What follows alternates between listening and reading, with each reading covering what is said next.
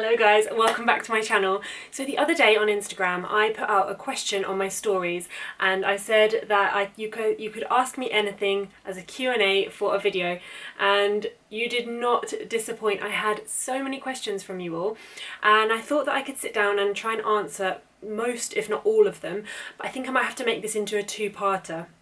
So I've got my stories up here and I've actually written down some of my answers just to prompt me in case I forget. If you notice anything different, let me know, because I have actually bought myself a new camera because I'm really trying to improve the quality of my videos.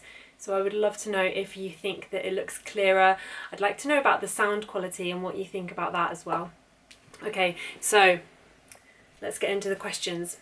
If you're new to this channel, then hello, I'm Sarah. I'm a doctor in the UK and I make videos about my life as a doctor, and I also make lifestyle videos and clothing videos, so feel free to have a look at my playlists and subscribe if you'd like to see more of my content.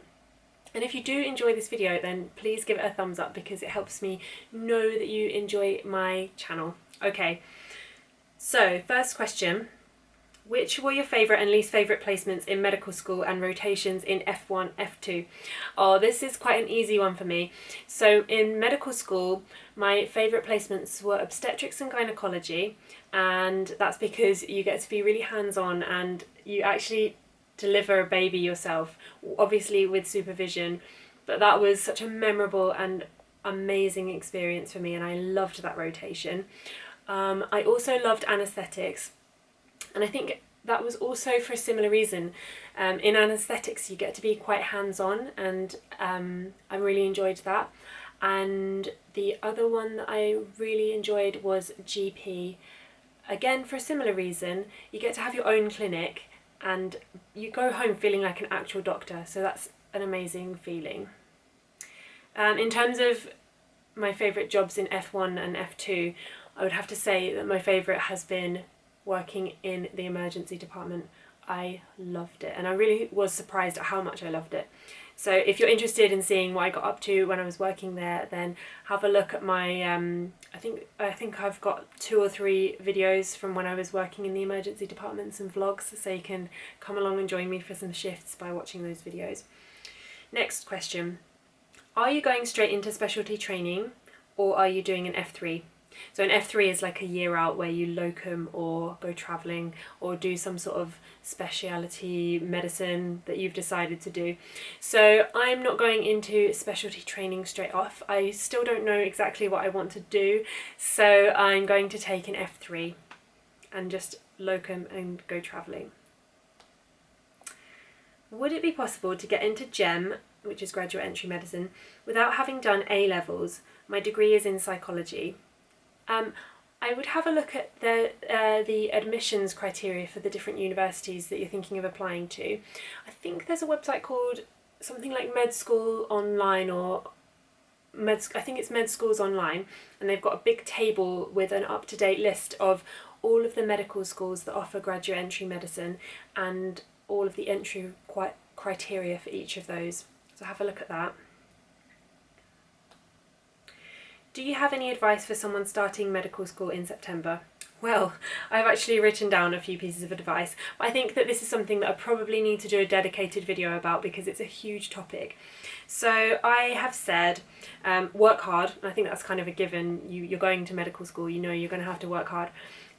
Try to keep up with the syllabus, and that is definitely easier said than done because it's such a fast-paced and fast-moving course, but do try your best to keep up with the syllabus. Make friends, join societies, get involved in things, be enthusiastic, don't be scared to look stupid. I think that when you go to med school, there's often quite a competitive vibe, and you might start feeling that you should know everything and that you don't want to ask questions in case you look stupid. Actually, there's probably 50% or more of the people in the room also wondering the same things as you, so put your hand up, ask questions. Now is the time to be learning and asking stupid questions.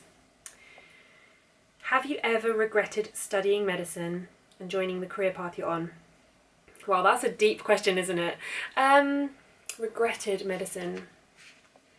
I wouldn't say I've ever regretted medicine, but I have had times where I've been quite envious of friends who've gone into work at an earlier age than me, as in they've started their careers earlier than me.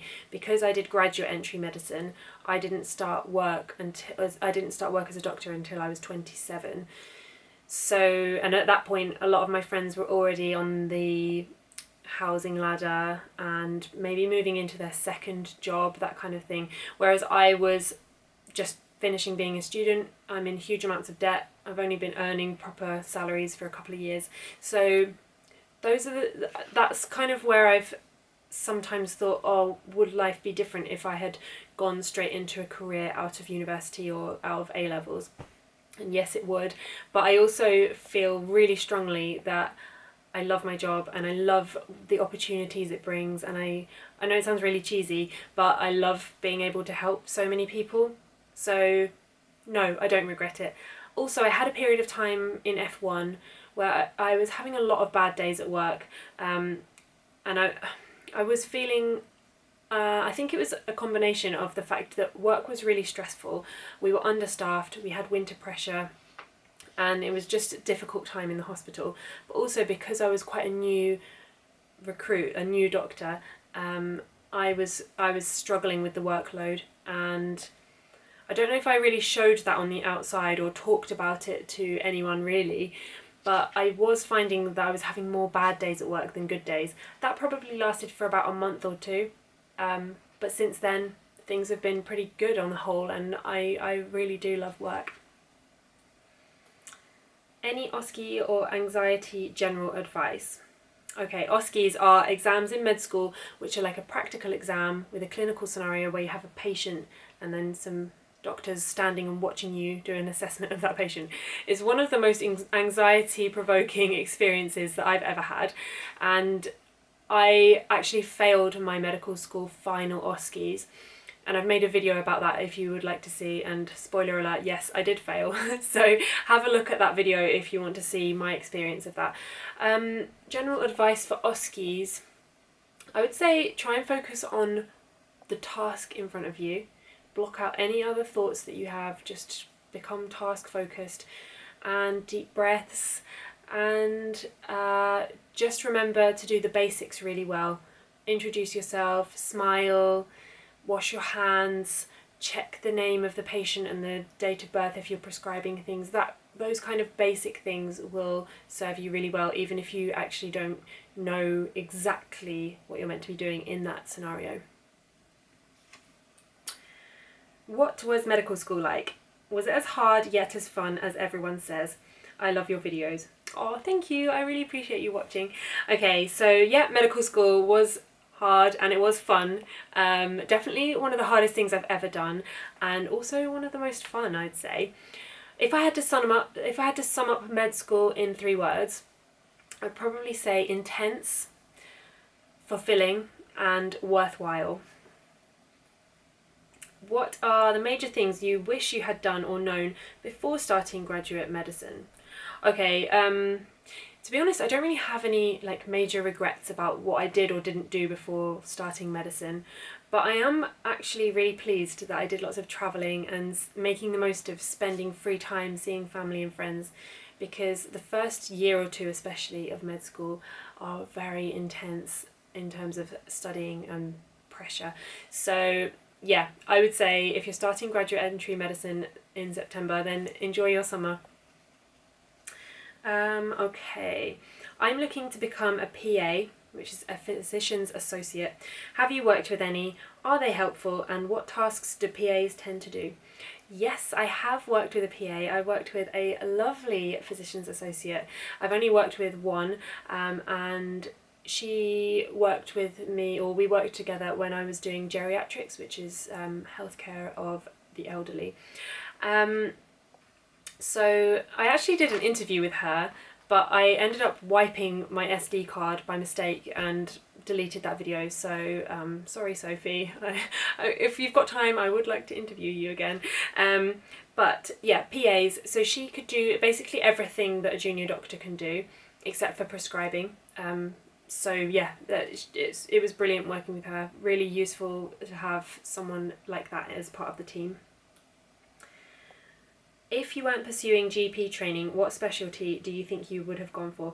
Okay, so you've clearly watched some of my other videos and seen my other content. I'm actually not even sure I want to do GP training anymore, and the main reason being that I really loved emergency medicine, and I'm actually considering changing my mind and going and doing training in that instead. I'm starting med school in September. Any top tips or great advice you were given? First off, congratulations on getting in. That is an amazing achievement, and genuinely one of the hardest bits about med school is getting in, so well done. You've beaten the odds and you've got in.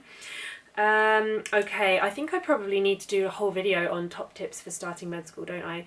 Because loads of you are hoping to do that in the future, and I think it would probably be a good thing to do a whole video on. But my main top tips would be, great advice I was given. Okay, so someone told me when I started GEM, it was someone from the year above, if you fall behind with your studying, don't try to catch up. And what they mean by that is that the syllabus is so fast paced and quickly moving ahead that instead of trying to chase behind and constantly being behind to try and catch up, actually just draw a line under what you've missed, make a note of it, and of the parts that you'd like to catch up on at a later date when it comes around to revising, but then just crack on with what is being currently taught, because otherwise you'll be constantly behind and it's just too stressful. So I took that on board when I was studying GEM, and I'm really grateful for that advice. Please talk about 0 days. Okay, so 0 days are days off when you've worked, for example, you've done a load of on-call shifts, or you've worked over a weekend. You might get given a day or two off during the week. I'm quite happy to film a video about a 0 day, like a vlog, if you'd like to see what I get up to when I'm on my days off. For example, right now, filming YouTube videos on my day off, and I'm about to go to a hen do after this, which is why I'm kind of a bit glammed up. Yeah, let me know in the comments below if you would like to see what I get up to on a 0 day. Can you give an outline about what is typically expected of an F1 versus an F2 versus a CT/ST/FY3? Okay, so those are the progressive years as you work your way up through being a doctor.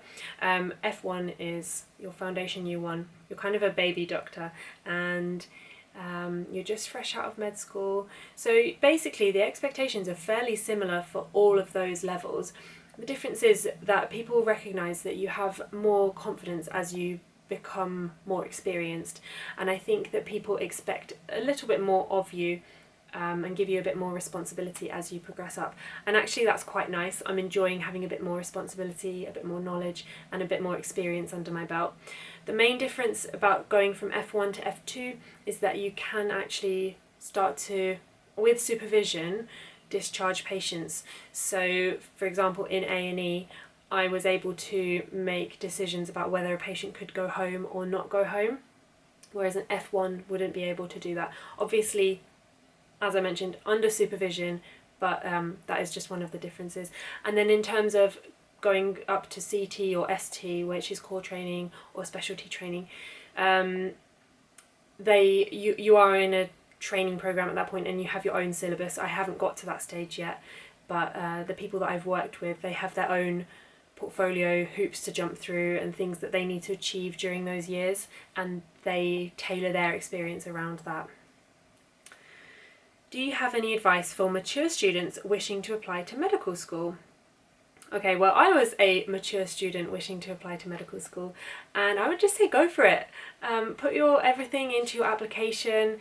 I've got a couple of videos about writing personal statements and answering interview questions, but I would just say try not to worry too much about the fact that you're a bit older, because at the end of the day it doesn't really matter, and you will have a lot more resilience and life experience compared to the younger students.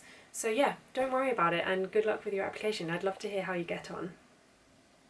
Can you explain the differences between A&E and acute medicine? How does work differ for an F2? Well, I think I've already covered how work differs for an F2, but the difference between A&E and acute medicine. Okay, A&E is, well, I think we know what A&E is. A&E is where anyone and everyone can come in to be seen by a doctor, and they get They come in, they have a problem, a nurse will triage them based on what they think the problem is, and then they'll be seen by a doctor, and they will either be diagnosed with something, told that everything's fine, they may be admitted to a specialty, or they may be discharged home.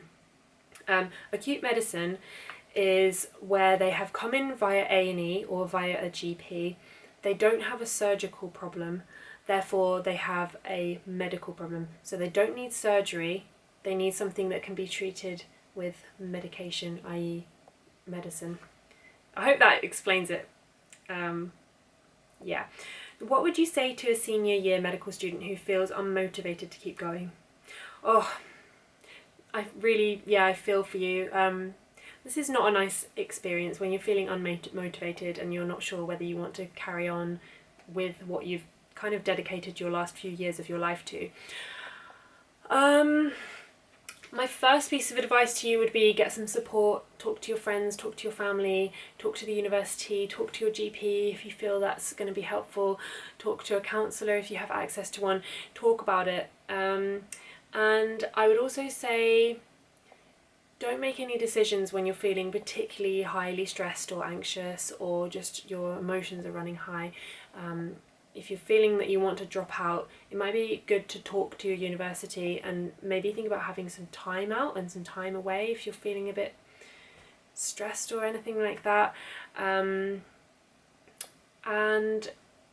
just remember that we all have blips and we all have times where we're not feeling as motivated as we would like to or that we have done in the past, but you aren't always going to feel like this. It's probably a temporary thing and you hopefully start to feel better as time goes on.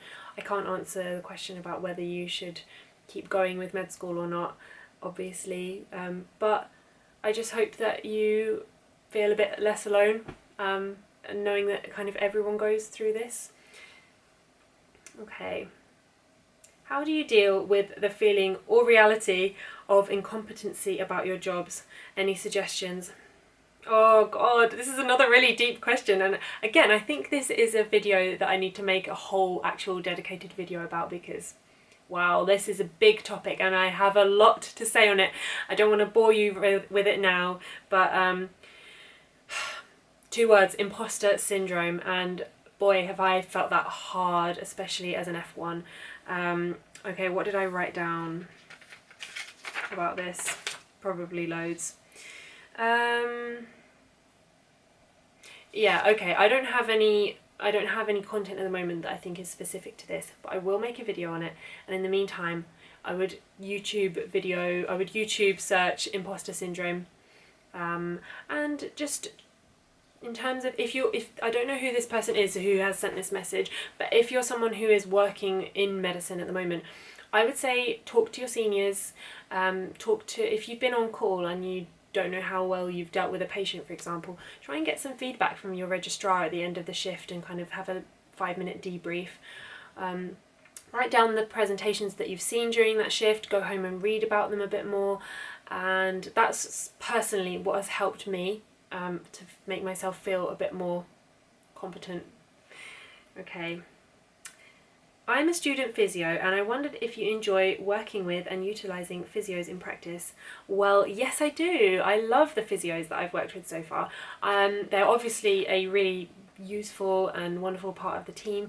I'm pretty sure that nearly everyone in hospital can benefit from having some physiotherapy input, based on the experience I've seen as well. They come around on the ward rounds and help come up with plans for patients.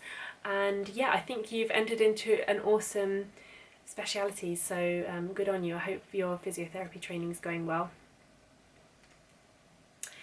What degrees can you have done prior to GEM? Oh, just going back to the physios one, there's a girl that I follow on Instagram called, I think she's either called Tess Files Blog or the Tess Files Blog, and she is a physio who is retraining as a doctor. So if you're interested, you might want to have a look at her Instagram, and I think she has a YouTube channel as well, so have a look at her. Okay, what degrees can you have done prior to GEM? Well, I think that I touched on this before. Have a Google of the entry criteria for graduate entry medicine, and you should be able to find a big table with all of that information on. How do you stay happy and positive while being surrounded by death and diseases every day at work? Another quite heavy question, but very relevant and very necessary to answer. Okay, so I've written down a little answer to this. So the first thing to say is that I'm not always happy and positive. I think by my nature I am generally a kind of happy-go-lucky person, but I obviously have my bad days. In my last vlog I cried. You could see that I was not having a good time, and you could see that I was like chronically tired through the whole video. But I generally take the approach of trying to focus on the positive in every situation, and I think if you took home the emotional baggage from every single shift, it would be impossible to function. It would lead to real burnout and some sort of mental problems, I believe. Also, I think it's important to bear in mind that I do mainly post on Instagram or film my YouTube videos when I'm having a kind of a good day. If I'm a bit run ragged, or I've had a day where I've kind of come home and cried and broken down because work's been really stressful or tiring, I won't generally film that. Although I do try and keep it as open and honest as possible, but I don't want to bombard you guys with the mundane and the bad and the sad. But again, maybe this is a video that I could actually talk about in a bit more depth once I've had a bit more time to process my answer to that question. Oh, another thing I wrote down is debriefing with colleagues, like I mentioned in the previous answer. Trying to have if something really bad's happened at work, I will sometimes ask colleagues if I can just chat with them about it for 5 minutes, and actually colleagues will do that as well when they're having a bad time. And I found that humour really helps. It sounds bad, but in a lot of medical people tend to develop a bit of a dark humour that we just share with our colleagues, because it is a way of coping and actually feeling better about a horrible situation that we are in sometimes. Okay, next question. Hi Sarah, do you guys have the emergency alarms, and are they for cardiac arrests only? Oh yeah, well, it depends on the trust, so it depends on the hospital you're in. So in the job I'm in at the moment, we get given a pager, or like a bleep, when we're on call, and I will get bleeped by the nurses or other doctors if they want me for a particular job. I don't get crash calls on that, which is when there's a cardiac arrest. However, I have worked in previous jobs where I have had the cardiac arrest bleep. So basically, some jobs you will get that, some jobs you won't. How do you feel knowing that you've become many people's role models, including me? Oh, that is so lovely, and I just want to say thank you so much.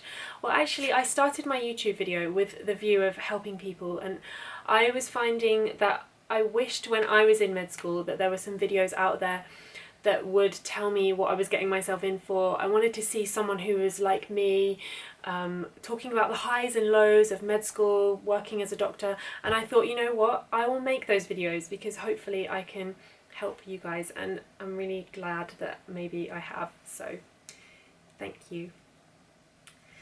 Okay, is it worth saving a little amount towards uni or just take student loans?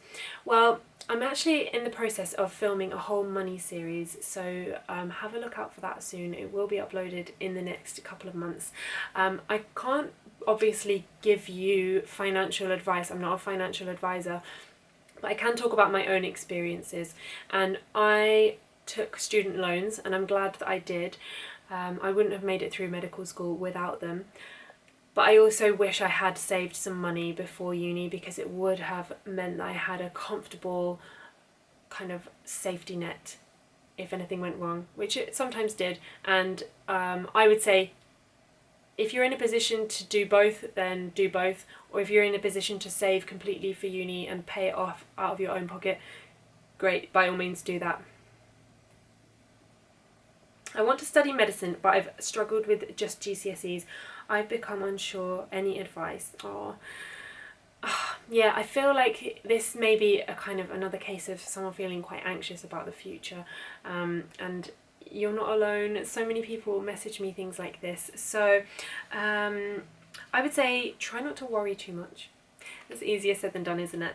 But focus on what is in front of you. Focus on just getting through your GCSEs and try and enjoy studying if you can. Try and remember why you enjoy the subjects you chose, and just try and embrace the experience of doing these exams. And maybe talk to a guidance counsellor at your school if you are at a school. Or maybe if you're struggling actually with the studying itself, then maybe think about getting a tutor to help you with your subjects. They can help you focus on what really needs to be covered in your studying. I did that when I was struggling with my A-level maths, and a little fact that a lot of you probably don't know is that for my AS level maths, my first module, I got a U. My mum was not happy. Yeah, so I got myself a tutor and that really helped. I brought my grade up to a C. Okay, next question. Did you feel well supported as an F1 or F2? Okay, so yeah, I'd say pretty much yes is my answer to that. There is always someone at the end of the phone if you are struggling on the wards. So there's always someone you can escalate to. I did feel there was some times where I felt a little bit out of my depth, especially when I was on call. But on the whole, I'd say yes, I did feel well supported. Okay, I'm going to wrap this video up now as my part 1 of the Q&A, Ask Me Anything. I hope that you have enjoyed this video and keep a lookout for part 2. And if you have enjoyed this video, give it a thumbs up and let me know if you've got any questions or comments down below, because I do love hearing from you, and I'll see you in part 2. Bye!